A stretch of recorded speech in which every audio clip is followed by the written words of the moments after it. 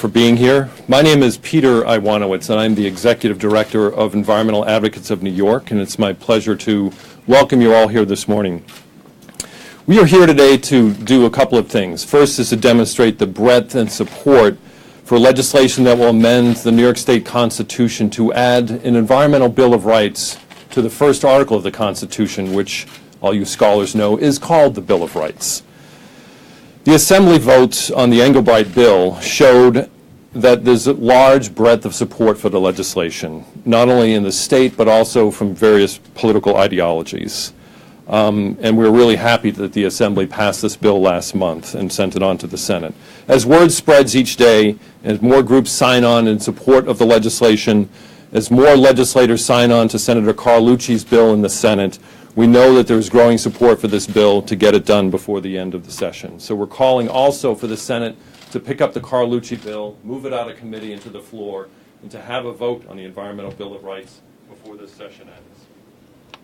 As you will hear from the other speakers today, and I'll introduce them as they in turn, this effort is born out of our experience, our collective experience as New Yorkers and advocates, and born out of the experience of so many in New York State over the last several years that have endured the challenges of unhealthful air and unclean water. They, like us, scratch our heads wondering why we don't have a legal right to things like clean air, why we can't breathe air that won't trigger an asthma attack or cut our lives short, why we can't have trust in drinking tap water that won't make us sick, and why we don't have a right to enjoy a healthful environment. When one reviews our Constitution, and I know you are all like me and carry it around with you faithfully, when you review the Constitution, you'll find some rather interesting things in Article 1, the Bill of Rights. First is the regular things like a right to free speech and assembly. There's a right to divorce in New York. There's a right to wager on horses in New York. Did you know that there's also a right to host and play bingo in New York in the Bill of Rights? Now, I say this with a little bit of flippant attitude, but it's really true. If you look up in the Bill of Rights, there it is, bingo. But what's not there is a right to clean water, clean air, and a healthful environment. And we think, and I hope you all agree, it's time to change that. We have before us today a chance to really set forward a legacy. And as an advocate, a New Yorker, and more importantly, a dad, I want to work really hard to change that legacy, not only for this generation, but future generations. We owe it to fight for others in the future so they'll have these basic rights. We owe it for our kids, we owe it for this generation. I want New Yorkers 100 years from now to look back on the Englebright-Carlucci Amendment to the Constitution the same way as we now look on rights of free speech and the right for a forever wild protected Adirondack Park. Counting today, there are 12 days left in the current legislative session. Ample time to move this bill to the floor and have a vote in the Senate. So with us today are several people who Environmental Advocates has gotten to know. They're available for questions from the reporters afterwards. There's some folks at Hoosick Falls. They're in the back. Raise your hands. Sorry, too far in the back. And there are advocates from other organizations that will address the crowd now. We are indebted to the folks that we've worked with on the streets in Hoosick Falls, Newburgh, Petersburg, and elsewhere across this great state and the city of Albany. Indebted to them for all they're doing. So not only are they fighting for their communities, they're fighting for healthier air and clean water for others, but they're also now fighting to enshrine a Bill of Rights, an environmental Bill of Rights in our Constitution. We owe them not only our thanks and gratitude for what they're doing every day, but putting their lives on hold to fight with us for this amendment. They're fighting for us today, they're fighting for our kids in the future. So I'm going to turn it over now to Senator Carlucci, who is the sponsor of the Senate bill, and after him we have Assemblyman Englebright and Assemblyman Gottfried, the lead sponsors of the legislation in the Assembly. And then we'll hear in turn from several of the advocates who are also in support. So thank you very much, Senator Carlucci. Well, good morning. It's an absolute honor and a privilege to be here, and I want to thank all the advocates with us. Last month, on April 20th, marked 240th anniversary of the New York State Constitution. And we owe a debt of gratitude to our forefathers, right? They had some insight. They put in some great thought into this Constitution. But out of the 56,000 words in the New York State Constitution, not one word is environment. We never once mentioned clean water or clean air. Things that our forefathers could have never imagined. PFOS, PFOA, the PCBs polluting the Hudson River. The fish that they depended on to live, they couldn't eat now. They didn't know about these toxins. They didn't know about global warming, climate change, but we do. So it's up to us to start to change the status quo, to make a difference, to put in some discipline. You know, there's a saying that a few ounces of discipline is worth far more than tons of regret. And that's what we're facing now. We know that if we have a constitutional right, a fundamental right to clean air and clean water, that we can make a better environment for ourselves and our children. So this is the moment where we can make a turn. There's been 169 amendments to the New York State Constitution. Not one of them goes to guarantee the rights that we need to live a prosperous life. Now more than ever, we see we're getting hints from what the EPA budget is looking like. We hear that they want to cut it by 31%, decimate programs, what we've been doing to try to clean up the Great Lakes, to try to make sure we're protecting and getting the PCBs out of the Hudson River, to safeguard against some of the toxins that we might not even be aware of right now, but we know are out there. If we know anything, we know that these problems are going to continue. So we have to be preemptive. We have to make sure we're securing a clean, healthy environment for our children and their children. This is the way to do it. You know, the New York State Constitution, like Peter said, 7 times the size of the United States Constitution. We've got a lot of words in there, a lot of talk, and a lot of good things.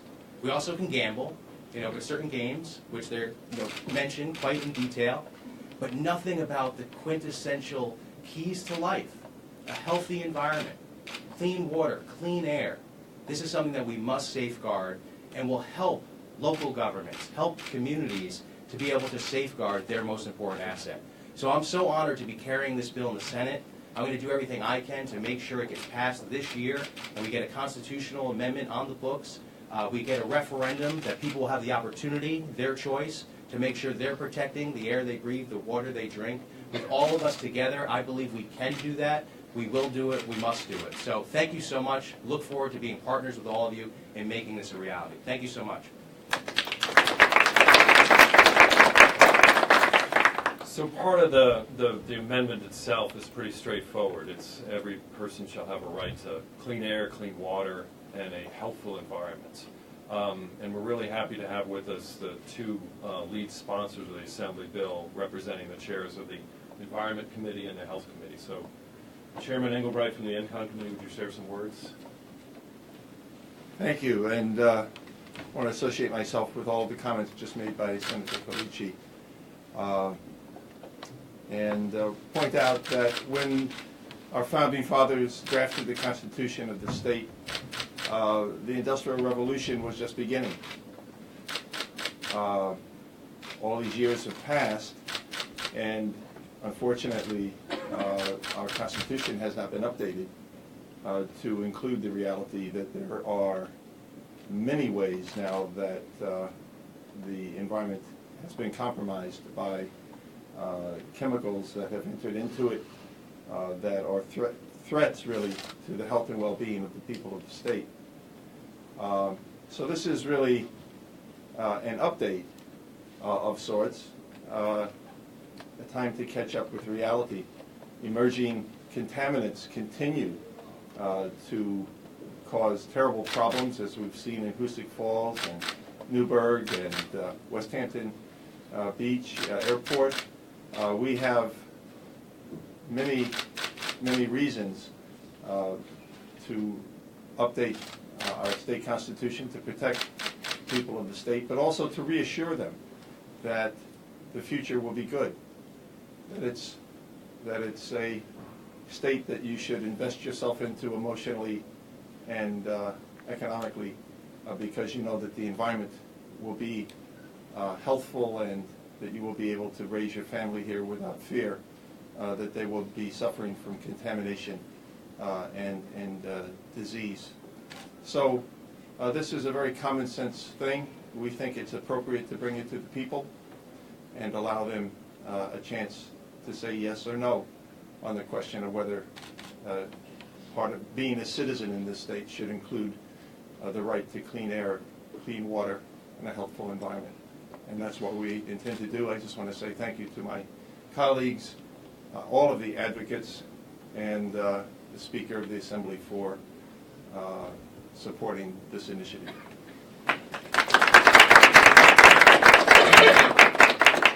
Chairman Godfrey, thanks. Thank you.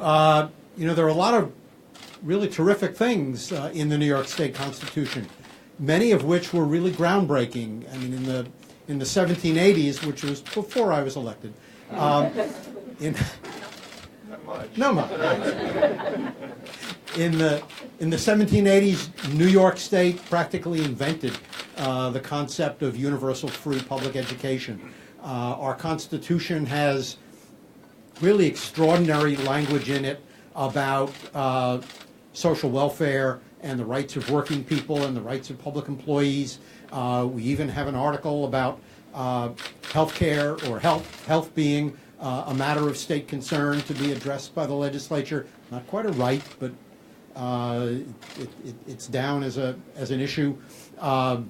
We have little-known provisions about the removal of railroad grade crossings, a matter that is often overlooked. But we understand today that in addition to education and human services and public health and workers' rights, that fundamental to our existence and thriving as individuals and as a society is protection of the environment. It is long overdue for that to be enshrined in our state constitution, and I think it's really important for New York to be out front among the states. Thanks. Thank you.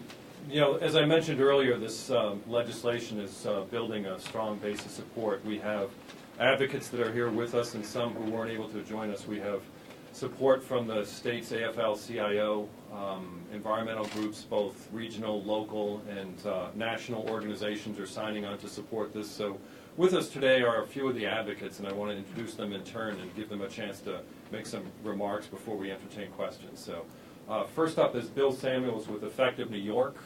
Many of you know Bill. It's been a great partnership. He's helped us get the word out and help us publicize a lot of the stories that are featured on the storyboards today. So Bill, share some remarks. Thank you. Thank you, Peter. I'm obviously excited to be here, but I have a surprise when I came, and it has nothing to do with the environment. Barbara Bartoletti is retiring in a month. She and I have been up here almost as long as Dick has been elected, and I want to just give her a round of applause for that. In 1894, Governor Pettibone Flower, you all remember him, was our governor. And we passed the groundbreaking Forever Wild Amendment. It's been 123 years since we've done anything else on the environment. So, if not now, when? And I want to thank David, Stephen, and Dick, and Travis, and our great leader for their great work. Thank you.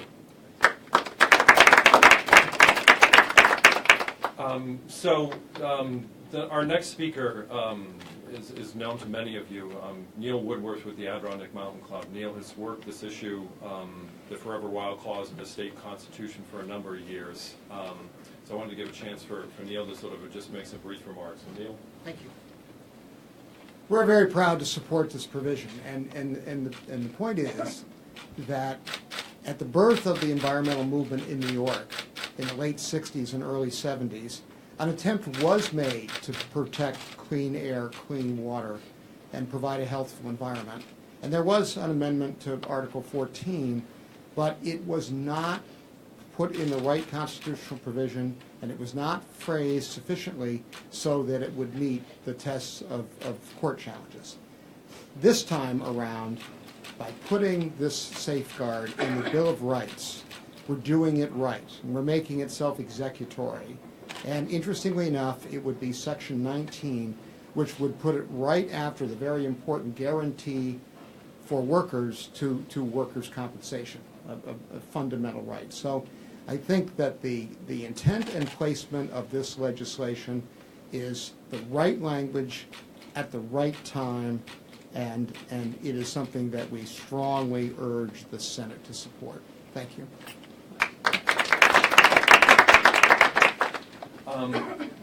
New York State is not alone in contemplating this, but we are behind other states that have, and commonwealths that have adopted this provision in time. So our friends at the Delaware Riverkeeper Alliance, in fact, we're honored to have the Delaware Riverkeeper here with us, Maya Van Rossum. Their organization has been looking and pushing this issue in states and commonwealths across the country. She's got deep experience in litigation and effectuation of the policy in Pennsylvania particularly, but I wanted to open up the roster. We have a great partnership with the Delaware Riverkeeper Alliance, and not only spreading the word locally in that basin about this amendment, but also statewide. So we're really happy to have you with us today. Thank you. Thank you. Hi, yes, I'm Maya Van Rossum. I'm the Delaware Riverkeeper, and of course my organization is the Delaware Riverkeeper Network, and we are so pleased and honored to be here to support this legislation, not only because the Delaware River, because New York is the headwaters of the Delaware River system itself, but also because the Delaware Riverkeeper Network, as Peter said, has a special initiative that has been focused on advancing, securing constitutional level protection, Bill of Rights level of protection for our environmental rights across the nation. Amongst the efforts that we have undertaken is using Pennsylvania's existing environmental rights amendment to challenge a very pro-fracking piece of legislation that would have allowed drilling and fracking to happen, actually would have mandated that drilling and fracking be allowed to happen in every part of every community in the Commonwealth of Pennsylvania. And in bringing that litigation, not only did we successfully defeat that very devastating piece of legislation, but we breathed life into Article 1, Section 27 of Pennsylvania's Constitution, which had been ignored for over 40 years. Because of our work in this initiative that we call For the Generations, I can say with absolute confidence, having looked at all of the constitutions across the nation, I can say with confidence that with this legislation, with the passing of this legislation, New York is poised to become a national leader in recognizing and protecting environmental rights in this nation. And if this legislation passes, New York will become one of only 3 states in the nation that provides Bill of Rights level protection in the Constitution for the people's right to pure water, or to clean water, clean air, and a healthful environment. In Pennsylvania, it's pure water and clean air.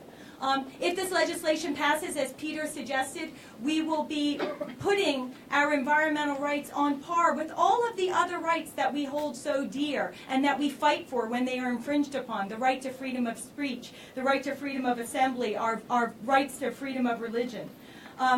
The passage of this legislation will give the rights to clean water, clean air, and a healthful environment the highest level of protection that you can get under New York state law, and ensure that the people have the ability to challenge actions by the government that abridge those rights. It will make sure that every government official at every level of government here in New York State understands that they have a constitutional obligation to protect people's rights to clean water, clean air, and a healthful environment. And it will ensure that they understand that they must protect those rights, not just for the generations who are here today, but for the generations that are yet to come. This is a very powerful, powerful provision and amendment to the Constitution. And I'd like to thank the Assemblyman and I'd like to thank the Senator for their vision in advancing this piece of legislation, this constitutional provision, at such a critical time in New York's history and in our nation's history. And I would like to thank Environmental Advocates of New York for their incredible leadership on this issue as well. Thank you. So our last speaker, certainly not the least, is someone I've called a friend and a fellow advocate for almost 25 years. We've seen kids grow up together. And I mean, I guess with the announcement that Bill made earlier that this is indeed her last legislative session, we have a retirement gift, hopefully, to try to get to her with the Senate passage of this bill. Maybe one more piece, I don't know. No pressure, no pressure. Anyways, Barbara, please share some thoughts from League of Women Voters. Thank you. Yes, I'm Barbara Bartoletti, Legislative Director, at least for a few short more weeks, of the League of Women Voters, New York State. We have members in 51 local leagues across the state, everywhere from the tip of Long Island to the top of the Adirondacks to the Great Lakes and everywhere in between. Our members were very much involved in the anti-fracking movement, and the environment is of critical importance to our members who live in all these communities and in the recreational part of the state, the areas where we've had the PFOAs, and our members wholeheartedly advocate for this piece of legislation. This is really, here in New York, should be an absolute no-brainer. When we are under assault by the EPA and by the climate deniers that are out there, New York, as Maya said, should be a leader in this area. We should ensure that our people in this state absolutely have the right to clean air and clean water, and we really do call upon, not any pressure, Senator Carlucci, to get this passed in the next 12 days so that with the next passage, second passage, has to be one more passage, it can go to the people where, just as it passed unanimously, almost, in the Assembly, I'm sure the citizens of this state are looking forward to being able to get the opportunity when they go into that voting booth to say, yes, I want clean air, I want clean water, and I want a healthful environment for my children, and in my case, for now, my grandchildren. So thank you very much. So let me just sort of close. You know, my background, I've worked in the advocacy community. I spent a little bit of time, a short burst of time as the acting commissioner of DEC. I've spent time in the governor's office. And I think the way I sort of look at this is very important from a value set for New Yorkers and to express this in our Constitution. But it will also drive better decision-making up front. I've been in those meetings when a general counsel advises a commissioner or counsel advises a governor, and you look at the panoply of laws, and you're weighing a permit decision, you're weighing a regulatory decision. And I really relish and look forward to the day where that general counsel looks over the commissioner's shoulder and says, there's a civil right out there that people have for clean water and clean air and a healthful environment. And we're looking at these permit situations and conditions that are over across the state. That's a valuable discussion that I think the general counsels of the agencies would really like to have with people at the Department of Health, Department of Environmental Conservation, and other agencies that are making critical decisions on our health. So we'll close there and sort of entertain questions from the media. Questions? Please identify yourself so we know. Okay, go ahead. Lisa Bonner from the New York Times, and I have a question for Neil. Some business groups are saying that there are already, grounds to sue polluters in the state, and then to challenge permits through Article 78 proceedings, and that Article 14 that you mentioned does offer protections in the Constitution of natural resources, which broadly includes air and water. So I was just wondering how would you counter their argument that these protections already exist in the law and regulations? Under the federal Constitution and under the state Constitution, the very strongest guarantee that you can do is that which is contained in the Bill of Rights. It's part of the federal constitutional history of this nation. It's also part of the state constitutional history. So by putting this provision in the state Bill of Rights, we can't give it. There may have been 169 amendments to the Constitution, but no measure. The provision that was attempted in 1969, 1970 just was in the wrong place, and it didn't say the right things. This provision is short and simple and very direct. It guarantees to the people of the state clean air, clean water, and an environmentally healthful environment. I believe that this gives them the strongest possible legal remedy in case federal funds dry up to maintain, and we know that that's very likely to happen, that we will lose a lot of federal money for clean air and clean water enforcement in New York. And so by passing this provision at this time, we are providing a very strong tool so that we don't have any more Hoosick Falls and some of the other, if this had been passed, Love Canal might have been a much shorter tragedy than it would be in the future if this is passed. What difference, Lisa, just to sort of add a point to that, I mean, as I mentioned earlier, it's about front-end decision-making. As Chairman Gottfried and Engelbright's committee with the Senate, found last fall with Hoosick Falls, there was a lot of hand-wringing that went on with state agencies before the federal government stepped in and said, don't drink the water. As we saw in the Port of Albany, where the citizens were pushing for air quality monitoring and better air testing of toxics there. They had to fight tooth and nail. That struggle shouldn't have been that long and wouldn't have been that long had this been built into the Bill of Rights. Decisions would have happened faster. So litigation is always at the back end of what an advocate uses to sort of defend policies. Front-end decision-making gets better with this provision in the Bill of Rights. Yeah, just one other observation. While there are environmental protection laws in place at the state level and at the federal level, if there's a violation of those laws, you can enforce, right, and hold people accountable for violations of those laws. The problem is, even when compliance with those laws results in environmental degradation, that's where the Constitutional Environmental Rights Amendment kicks in. So right now you can enforce for violation of the existing laws, but if compliance with the existing laws results in polluted water, polluted air, or an unhealthful environment, then you're stuck. A constitutional provision gives you another opportunity to hold officials accountable for allowing that unacceptable degradation to happen. So it's a higher level of protection, holding people more accountable, particularly the government officials, than the existing laws. Laws can be amended, laws can be under-enforced, laws can have weaker interpretations. A constitutional amendment helps to protect against that.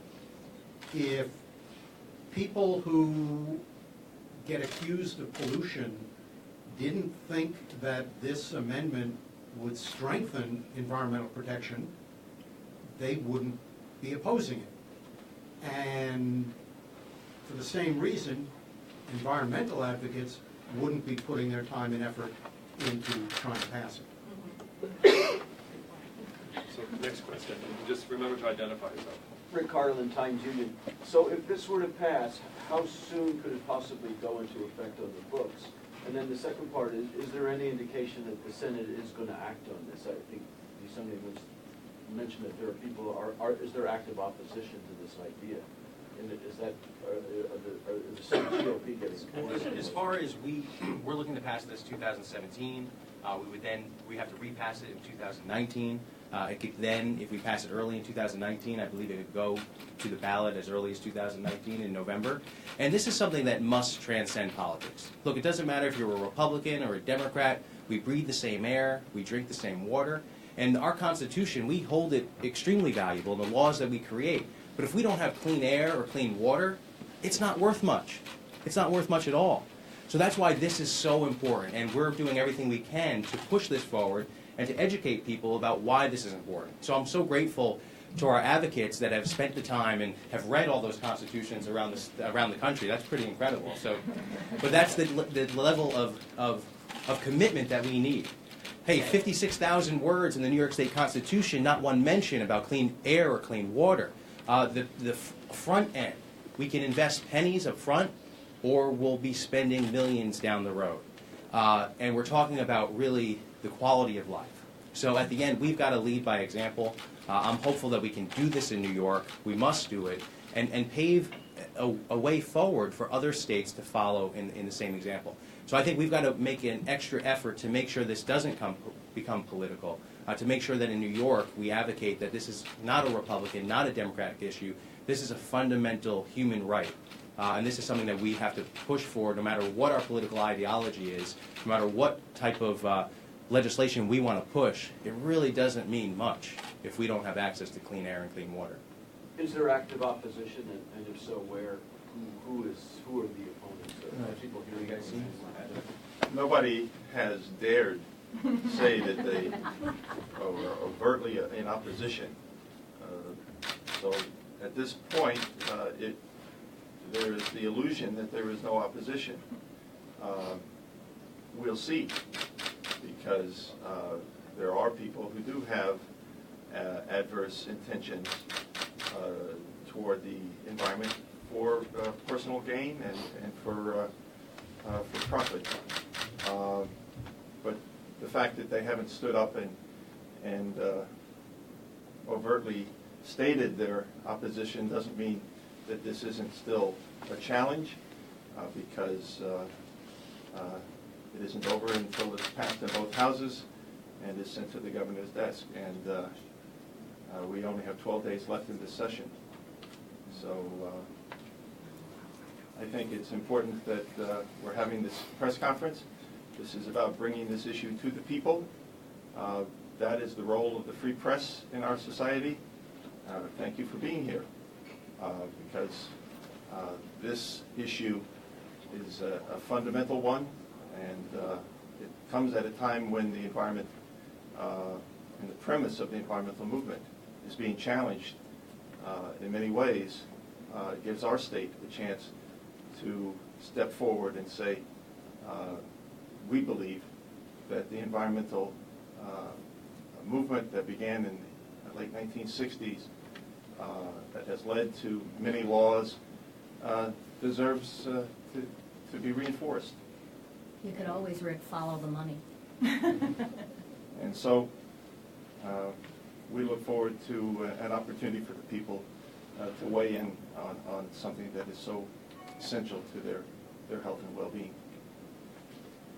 Other questions? Asa Stengel, Channel 13. Peter, perhaps, could you expand on what difference this would have made if the amendment was in place when the crisis in Hoosick Falls broke out?